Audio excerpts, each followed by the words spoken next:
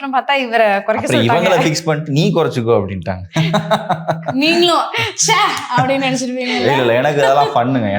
எனக்கு இந்த மாதிரி எனக்கு ரொம்ப ஃபன்னா இருக்கும். ஏத்துறது இறக்குறது எனக்கு பிடிக்கும். அப்படியா? ஆமா. அது ரொம்ப கஷ்டம். ஆனா ஜாலியா பண்றாங்க. எனக்கு பிடிக்கும். ஸோ அந்த காஸ்டிங் பத்தி சொல்லுங்க. அது உங்களுக்கு எந்த அளவுக்கு பிடிச்சிருந்தது? எனக்கு அது ரொம்ப பிடிக்கும்.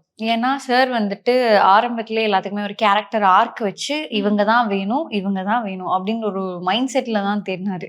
அதனாலதான் இந்த அளவுக்கு ஆப்டா இப்போ எல்லாத்தோட கேரக்டரும் எடுத்துக்கிட்டீங்கன்னா எல்லாத்துக்குமே ரிலேட்டபிளா இருக்கும்.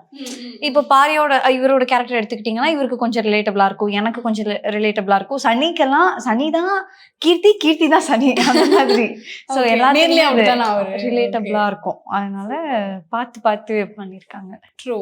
இப்ப தாசில்தார்லாமுமே கூட அவரோட பிரசன்ஸே நல்லா இருக்கும். நம்ம நிறைய படங்கள்லயும் அது பார்த்தோம். சார் அடிக்கடி அவங்க சொன்ன மாதிரி தான் அவரு ஷூட் போறதுக்கு முன்னாடி நிறைய ப்ராசஸ் பண்ணியிருப்பார்.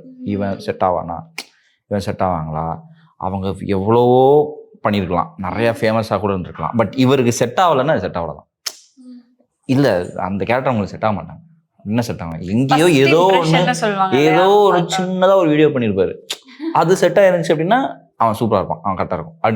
அது கரெக்டாக ஃபிக்ஸ் பண்ணி, ஏன்னா அவர் தானே ட்ராவல் பண்ண போறாரு.